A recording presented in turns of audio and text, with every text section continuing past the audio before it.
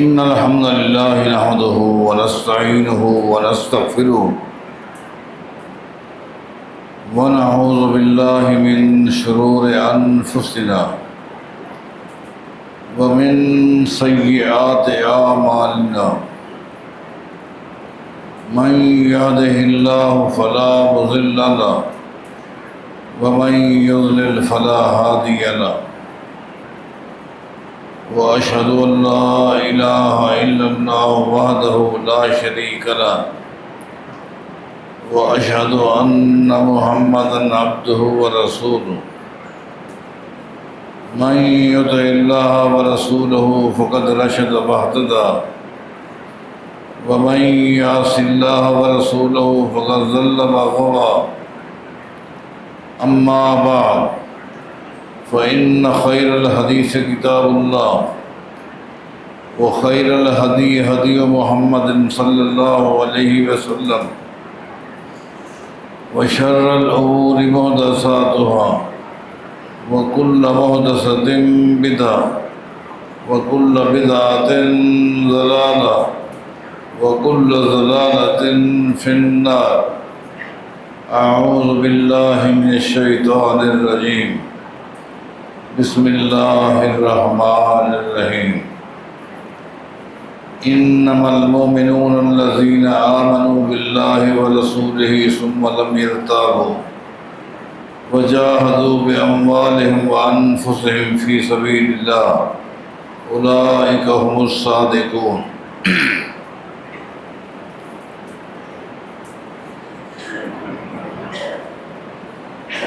اہل حدیث کب سے ہیں؟ یہ ایک سوال ہے۔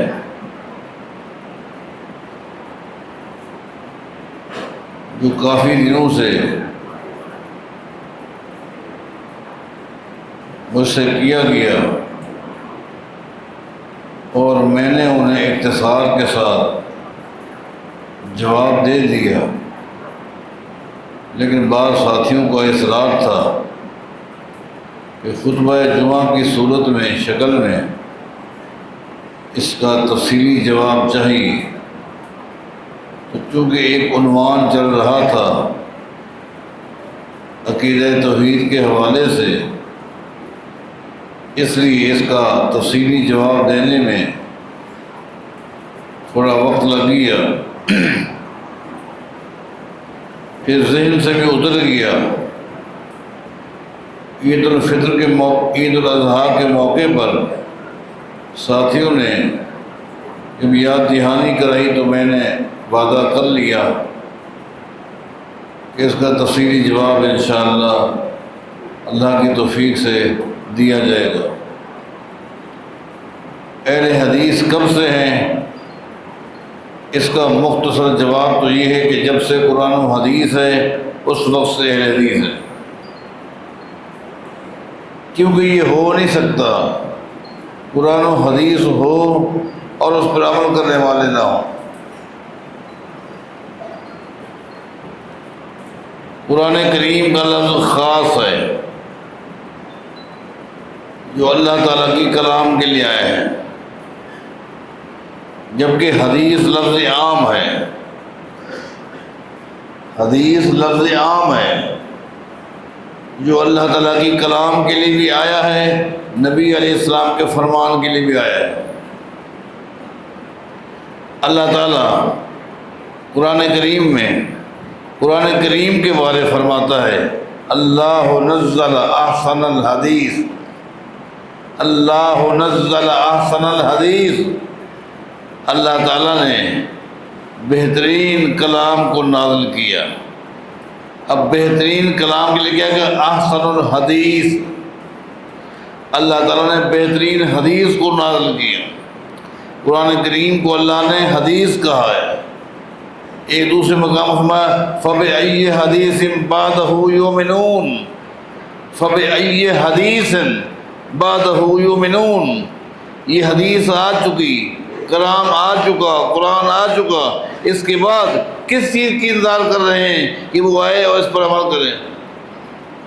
تو گویا اللہ تعالیٰ نے قرآن کریم کے لیے بھی قرآن کریم میں حدیث کا لفظ استعمال کیا ہے، تو لہذا حدیث کا لفظ خاص نہیں بلکہ عام ہے، جو قرآن کے لیے بھی بولا جاتا ہے، نبی علیہ السلام کے فرمان کے لیے بولا جاتا ہے۔ لہذا اہل الحدیث وہ ہیں جو قرآن و حدیث پر عمل کرنے والے ہیں، وہ اہل الحدیث ہیں۔ مختصر جواب یہی ہے کہ جب سے قرآن و حدیث ہیں اس وقت سے اہل حدیث ہیں۔ اگر آپ اس کا تفصیلی جواب چاہتے ہیں تو یقیناً وقت لگے گا، اور اللہ تعالیٰ کی توفیق سے میں ثابت کروں گا دلائل کے ساتھ، حوالہ جات کے ساتھ، کہ صحابہ کرام سے لے کر آج تک ہر دور میں اہل حدیث رہے۔ اگر کسی کا یہ ذہن ہے یہ انگریز کی پیداوار ہے، 200 سال سے پہلے ان کا وجود نہیں تھا، اگر پہلے یہ لفظ آیا ہے تو محدثین کے لیے آیا ہے، تو میں تمام کے مغالطات کو دور کروں گا انشاءاللہ، اور ثابت کروں گا ہر دور میں اہل حدیث رہے ہیں اور قیامت تک اہل حدیث رہیں گے انشاءاللہ۔ اس کے لیے میں صحیح بخاری کے حوالے سے آپ بھائیوں کو، آپ بہنوں کو ایک حدیث سناتا ہوں۔ اس حدیث کو بیس بنا کر، بنیاد بنا کر، پھر میں دلائل کے ساتھ اپنے موقف کو واضح کروں گا انشاءاللہ۔ یہ حدیث صحیح بخاری سے لے کر تقریباً حدیث کی ہر کتاب کے اندر مختلف متون کے ساتھ اور مختلف طرق کے ساتھ موجود ہے۔ نبی علیہ السلام کا فرمان ہے، لا یزال من امتی امت قائمۃ بامر اللہ، لا یزال من امتی امت قائمۃ بامر اللہ۔ آپ میں لوگوں یاد رکھو، میری امت میں ایک جماعت، میری امت میں ایک جماعت، پوری امت کو نہیں کہا، لا یزال من امتی امت قائمۃ بامر اللہ، میری امت میں ایک جماعت ہمیشہ حق پر قائم رہے گی۔ میری پوری امت نہیں، میری امت بھی خرافات کا شکار ہو جائے گی، بدعات کی زد میں آ جائے گی، شرک کی زد میں آ جائے گی، مادہ پرستی کی زد میں آ جائے گی، لیکن میری امت میں ایک جماعت، لا یزال من امتی امت قائمۃ بامر اللہ، میری امت میں ایک جماعت ہمیشہ حق پر قائم رہے گی، ہمیشہ، لا یزال، ہمیشہ، لا یضرهم من خذلهم ولا من خالفهم۔ ہاں، اس حدیث کا مفہوم یہ نکلا، اس جماعت جو حق پر رہے گی اس کی مخالفتیں ہوں گی، ان کی مخالفتیں ہوں گی، ان کو بدنام کرنے کی کوشش کی جائے گی، یہ ہر طرح کا نقصان برداشت کر لیں گے۔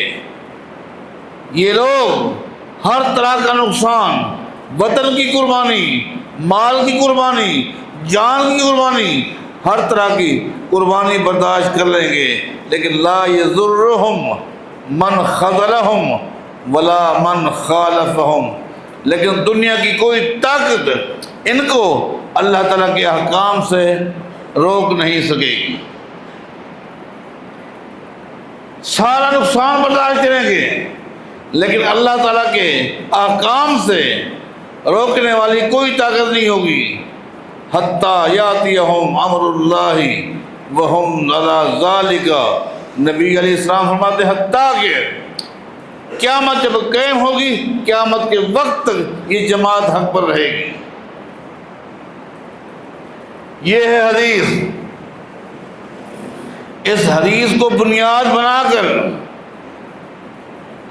مسلمانوں کی بہت ساری جماعتیں ہیں، ہر ایک جماعت نے دعویٰ کیا اور دعویٰ ہے اس حدیث کے مصداق ہم ہیں، اس حدیث کے مصداق ہم ہیں، اس حدیث کے مصداق ہم ہیں۔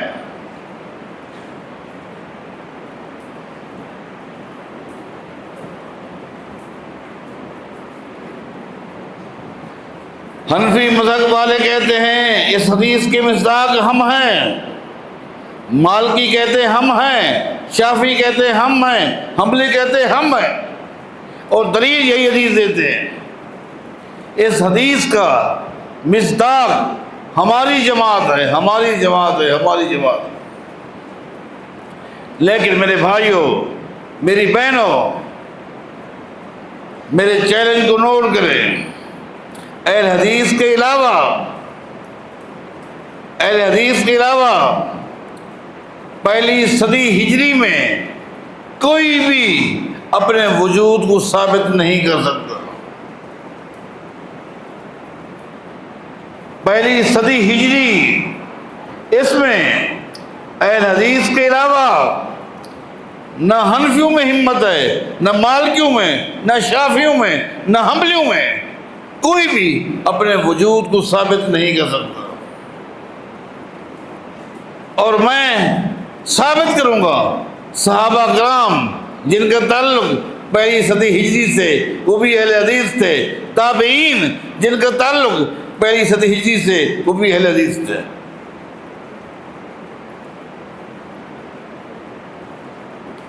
خطیب بغدادی نے شرف اصحاب الحدیث کے اندر صحیح سند کے ساتھ حدیث نقل کی ہے سیدنا ابو سعید خدری رضی اللہ تعالیٰ عنہ سے۔ ان کے بارے آتا ہے جب بھی انہو اذا رأى الشباب، جب بھی وہ نوجوانوں کو دیکھتے، ابو سعید خدری رضی اللہ تعالیٰ عنہ جلیل القدر صحابی ہیں، جب بھی نوجوانوں کو دیکھتے، یہ نوجوان کون ہیں؟ یہ تابعین ہیں، یہ تابعین ہیں، ابو سعید خدری صحابی ہیں۔ جب بھی نوجوانوں کو دیکھتے تو کیا کہتے؟ مرحباً بوصیت رسول اللہ، مرحباً بوصیت رسول اللہ صلی اللہ علیہ وسلم، تمہیں مبارک ہو اے نوجوانوں، میں تمہیں خوش آمدید کہتا ہوں، میں تمہیں مبارکباد کہتا ہوں، اس لیے کہ تم نبی علیہ السلام کی وصیت ہو۔ مرحباً بوصیت رسول اللہ، تم اللہ کے نبی کی وصیت ہو۔ کیا معنی؟ آگے فرماتے ہیں اوصانا رسول اللہ صلی اللہ علیہ وسلم، نبی علیہ السلام نے ہمیں وصیت کی تھی۔ تم رسول اللہ کی وصیت کیوں ہو؟ نبی علیہ السلام نے ہمیں وصیت کی تھی، جمع کا صیغہ ہے، اس کا مطلب یہ وصیت نبی علیہ السلام نے خالی ابو سعید خدری کو نہیں کی تھی، تمام صحابوں کی تھی۔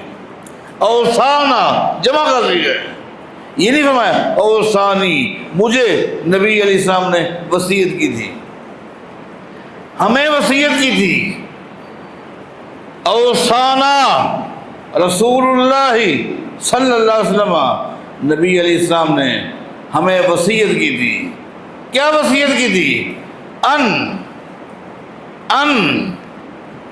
ہمیں وصیت کی تھی کہ ہم تمہیں جب بھی آؤ اپنے لیے، اپنے سامنے تمہارے لیے جگہیں خالی کر دیں، تمہارے لیے جگہیں خالی کر دیں، اور تمہیں خوش آمدید کہیں، اپنے قریب بٹھائیں، ہم تمہیں اپنے قریب بٹھائیں، وَأَن نُفَهِّمَكُمُ الْحَدِيثَ، اور قریب بٹھا کر تمہیں قرآن و حدیث کی تعلیم دیں، تمہیں قرآن و حدیث کی تعلیم دیں۔ نبی علیہ السلام نے تمام صحابہ کو وصیت کی تھی کہ میرے بعد نوجوان تمہاری اولادیں ہیں، ان کو اپنے سے دور نہیں کرنا، اپنے قریب بٹھانا ہے، اپنے قریب بٹھانا ہے، اور ان کو قرآن و حدیث کی تعلیم دینی ہے۔ یہ نبی علیہ السلام نے ہمیں تمہارے لیے وصیت کی تھی، اور آگے کیا کہا؟ فَإِنَّكُمْ خَلُوفُنَا، او تابعین، او نوجوانوں سنو، انتم فَإِنَّكُمْ خَلُوفُنَا، تم ہمارے نائب ہو، تم ہمارے نائب ہو، تم ہمارے نائب ہو۔ آگے کہا وَأَهْلُ الْحَدِيثِ بَعْدُنَا، اور ہمارے بعد اللہ کی زمین پر تم ہی اہل حدیث ہو۔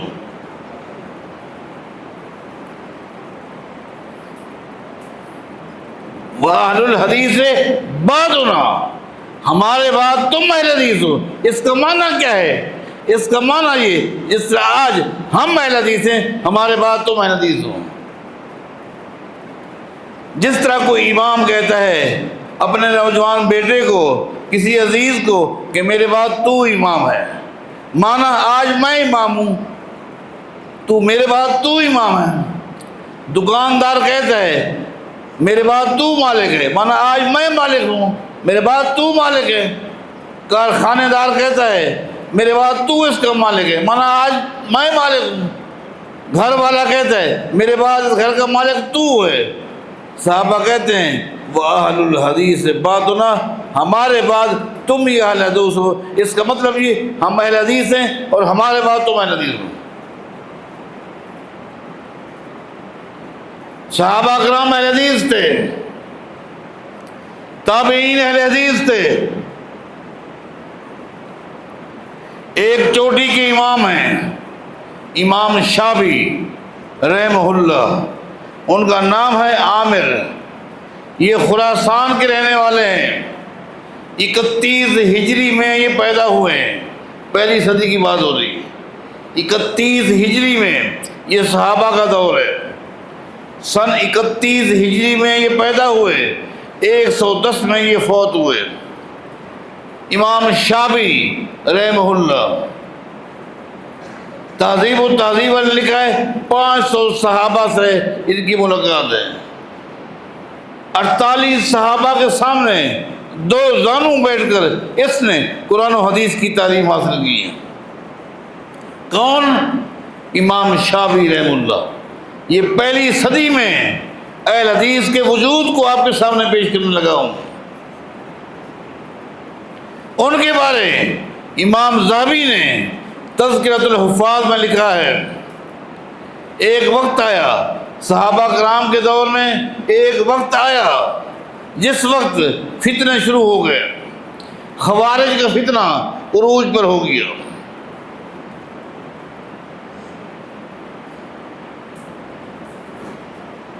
خوارج کا فتنہ عروج پر ہو گیا۔ اسی طرح قدریہ، جنہوں نے تقدیر کا انکار کر دیا، ان کا فتنہ بھی عروج پر۔ اسی طرح ابن سبا کا فتنہ، رافضیوں کا فتنہ عروج پر تھا۔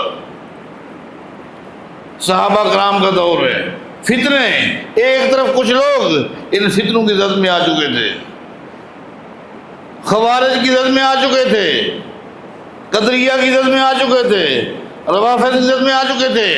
ان کے مقابلے میں کون تھے؟ ان کے مقابلے میں کون تھے؟ صحابہ کرام تھے اور تابعین تھے۔ صحابہ بھی اہل حدیث تھے، تابعین بھی اہل حدیث تھے۔ جس کی وضاحت کر رہے ہیں کون؟ امام شافعی۔ کب پیدا ہوئے؟ 31 ہجری میں۔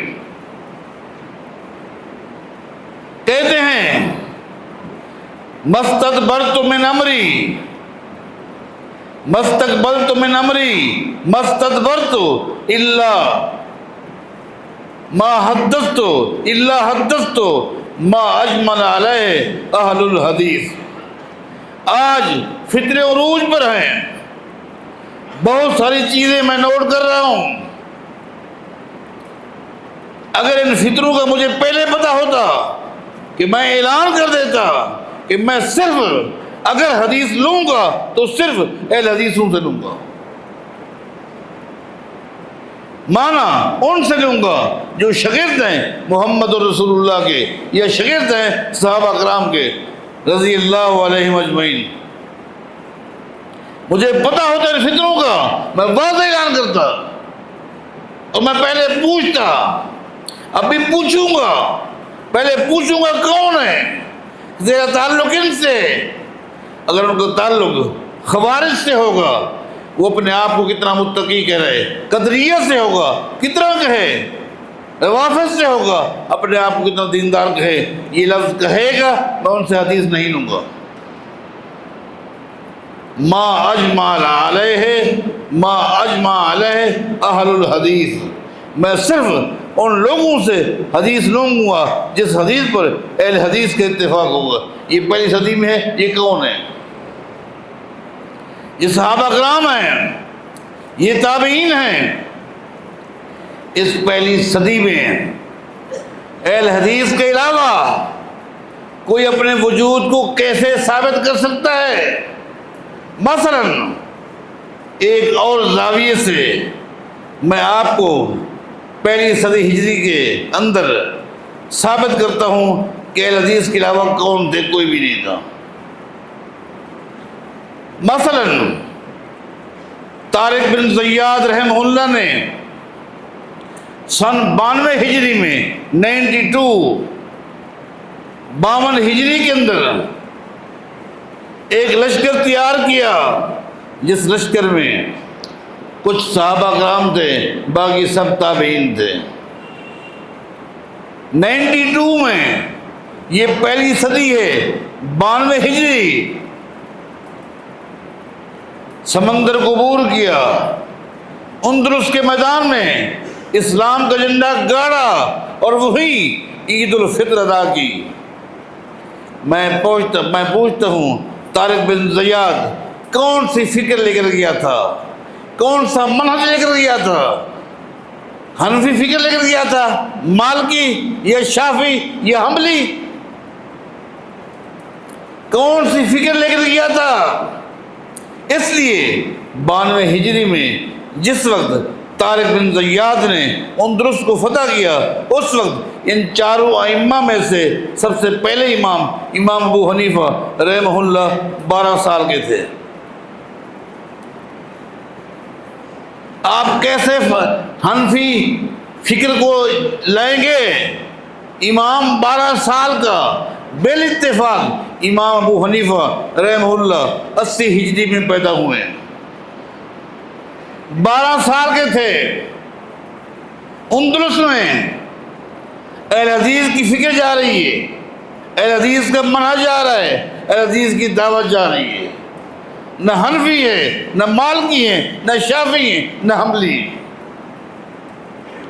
93 ہجری میں 93 ہجری میں محمد بن قاسم نے جس وقت اس سندھ کو فتح کیا، اس وقت امام ابو حنیفہ رحمہ اللہ 13 سال کے تھے، اور اسی سال امام مالک پیدا ہوئے ہیں۔ امام مالک 1 سال کے بھی نہیں تھے، امام ابو حنیفہ 13 سال کے تھے۔ اب میں آپ سے پوچھتا ہوں، محمد بن قاسم سندھ کی سرزمین میں کون سا اسلام لے کر آئے؟ کون سا مذہب لے کر آئے؟ شافعی، حنفی، مالکی، حنبلی، حنفی نہیں، صرف اور صرف اہل حدیث، چونکہ میں بتا چکا ہوں صحابہ اہل حدیث، تابعین اہل حدیث۔ اور وہی لے کر آئے۔ محمد بن قاسم نے سن 95 ہجری میں جس وقت ملتان کو فتح کیا اور پوری سرزمین پر سب سے بڑا بت ملتان میں تھا، اس بت کو پاش کیا، شرک کے پرچے اڑائے اور اسلام کا جھنڈا گاڑا۔ 95 میں اس وقت امام ابو حنیفہ رحمہ اللہ کی عمر 15 سال تھی، امام مالک کی 3 سال تھی۔ پہلی صدی ہجری میں کوئی بھی اپنے وجود کو ثابت نہیں کر سکتا سوائے اہل الحدیث کے۔ صحابہ اہل الحدیث تھے، تابعین اہل الحدیث تھے، اس کے لیے جتنے بھی دلائل دیے جائیں اتنے ہی کرنا۔ اہل حدیث تھے اور کچھ بھی نہیں تھا، نہ کوئی تقلید تھی، نہ کوئی پیری مریدی تھی، نہ کوئی نسبتیں تھیں، کچھ بھی نہیں تھا۔ ان کے لیے دین صرف قرآن و حدیث میں تھا، قرآن و حدیث تھا، یا قرآن یا حدیث، کوئی اپنی فکر کو ثابت کر ہی نہیں سکتا۔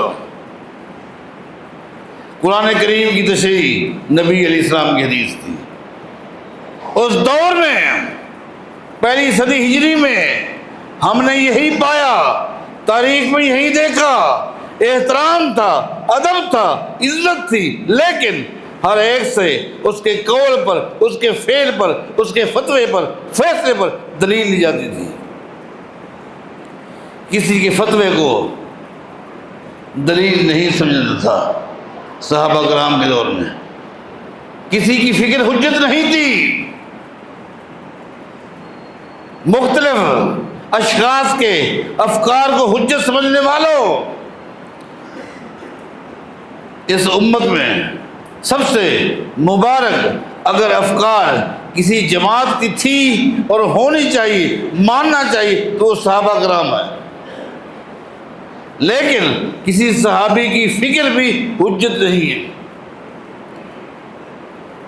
آپ حیران ہوں گے، آپ نے سنا کہ سیدنا عمر بن خطاب رضی اللہ تعالیٰ عنہ نے جب شورا کا اجلاس بلایا اور کہا دیت کے مسئلے میں میرا ایک موقف ہے، تم کیا کہتے ہو؟ سب نے کہا امیر المومنین آپ کا موقف کیا ہے؟ موقف سنیں، فکر سنیں۔ عمر بن خطاب رضی اللہ عنہ فرماتے ہیں میرا موقف یہ ہے، اگر کوئی شخص لڑائی میں، جھگڑے میں کسی کا انگوٹھا توڑ دے، اس کو 15 اونٹ دیت میں دینے چاہیے۔ انگوٹھے کے بعد فرمایا یہ 2 انگلیاں طاقت میں، سائز میں، وضاقتہ میں، حسن و جمال میں دونوں برابر ہیں، ان میں سے کسی ایک انگلی کو بھی توڑے گا تو 10 اونٹ دینے پڑیں گے۔ اس کے بعد والی انگلی قدرے کمزور ہے، اس کو جو توڑے گا 9 اونٹ، سب سے آخر والی انگلی جو توڑے گا 6 اونٹ دینے پڑیں گے۔ سب نے کہا ٹھیک ہے۔ امیر المومنین نے سب کی موجودگی میں ایک حکم نامہ جاری کر دیا۔ سنیے، حکم نامہ جاری کر دیا اور کاتب سے کہا اس کی کاپیاں تیار کرو اور ہر صوبے کے گورنر کو ایک کاپی بھیج دو۔ ہر صوبے کے گورنر کو یہ کاپی بھیج دو اور ان کو پابند کر دو، آپ کے صوبے میں اگر لڑائی ہو، جھگڑا ہو اور جھگڑے میں کوئی کسی کی انگلی توڑ دے، یہ دیکھنا کون سی انگلی ہے، اس لحاظ سے دیت دینی پڑے گی۔ یہ تحریر نامہ کس نے لکھوایا؟ آدھی دنیا کے حاکم امیر المومنین عمر بن خطاب رضی اللہ عنہ، جن کی شان پر، جن کی عظمت پر، جن کے مقام پر قربان گئے، جن کو اللہ نے کیا مقام دیا، کیا عظمت دی۔ نبی علیہ السلام فرمایا کرتے تھے لوگوں مجھ سے پہلے زمین پر جتنے انبیاء آئے ہیں، ہر نبی کو اللہ تعالیٰ نے ایک ایسا شخص دیا ہے، جب وہ بولتا تھا اللہ تعالیٰ اس کے بول کی تصدیق آسمان سے کرتا تھا، آسمان سے اس کی تصدیق ہو جاتی تھی۔ آگے نبی علیہ السلام فرماتے لوگوں اگر میری امت میں کسی نے ایسے شخص کو دیکھنا ہے کہ وہ بولے اللہ تصدیق کرے، عمر بن خطاب کو دیکھ لے۔ یہ ہے شان، یہ ہے مقام۔ ہونٹ ہلا رہے، اے اللہ کے نبی مجھے اچھا نہیں لگتا ہر آدمی ہر ایک کے گھر چلا جائے، کچھ آنے جانے کے اصول ہونے چاہیے۔ آپ بہتر جانتے ہیں، اللہ نے ایک دم پردے کی آیت نازل کر دی، یدنین علیہن من جلابیبہن۔ عرض کرتے ہیں اگر آپ مقام ابراہیم پر کھڑے ہو کر نماز پڑھیں، سامنے بیت اللہ بھی ہے، مقام ابراہیمی کا ایک مقام ہے، اللہ نے قرآن نازل کر دیا وَاتَّخِذُوا مِن مَقَامِ إِبْرَاهِيمَ مُصَلًّى۔ عمر مشورے دے رہا ہے، اللہ تصدیق میں قرآن نازل کر رہا ہے۔ یہ وہ ہستی ہیں، یہ مقام ہے، اس کے باوجود ان کی بھی بات حجت نہیں ہو سکتی، ان کی بات بھی دلیل نہیں ہو سکتی۔ جب نہیں ہو سکتی ان کے بعد اور کون ہے جس کا جتنا چاہیں آپ مقام بیان کریں، شان بیان کریں، لیکن ان کی بات بھی حجت اور دلیل نہیں بن سکتی۔ کاتب کو کہا لکھو، کاتب نے لکھ دیا، کاپیاں تیار ہو گئی، ہر صوبے کے گورنر کو بھیج دیا گیا۔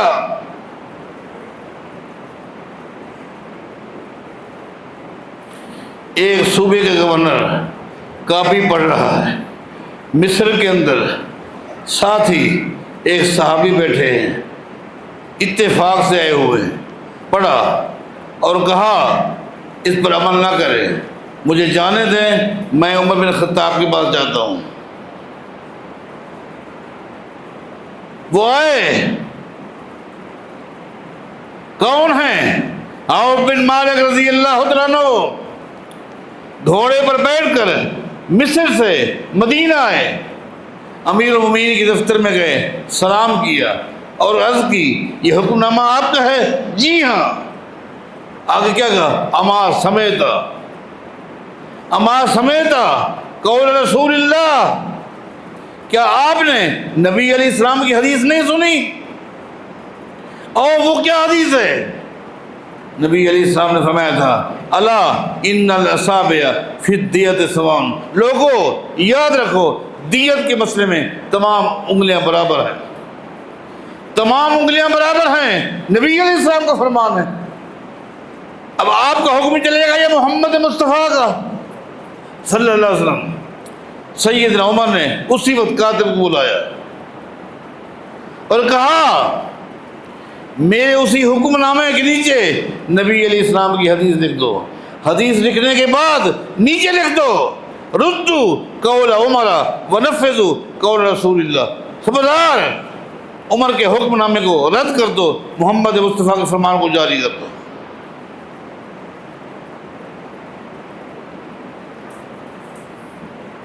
ایک فکر ہے قرآن اور حدیث، اسی فکر کو لے کر طارق بن زیاد اندلس میں گیا، اسی فکر کو لے کر محمد بن قاسم سندھ میں آیا، ملتان تک علاقے کو فتح کیا، اس کے علاوہ کوئی اپنی فکر دکھلا نہیں سکتا۔ اسی بات کو تفصیل کے ساتھ بیان کروں گا، اور انشاءاللہ اگر اللہ نے مجھے توفیق دی، زندگی دی، صحت دی، تو میں پہلی صدی سے لے کر آج 15ویں صدی ہے، ہر دور میں دلائل کے ساتھ ثابت کروں گا، ہر دور میں اہل حدیث تھے، ہر دور میں کوئی ایک صدی ایسی نہیں ہے جس صدی میں اہل حدیث نہ ہوں۔ آپ کو دلائل کے ساتھ بتاؤں گا، اہل حدیث تھے اور آج تک ہیں، اور اسی فکر پر ہے جس فکر پر صحابہ کرام تھے۔ لوگوں نے افکار تبدیل کر لیے، لوگوں نے راستے جدا کر لیے، انداز بدل لیے، لیکن جو انداز صحابہ کا تھا آج بھی زمین کی پشت پہ اگر وہ انداز ہے صرف اہل الحدیث کا ہے۔ اللہ ہم سب کو صحیح عقیدے اور صحیح فکر کی توفیق عطا فرمائے۔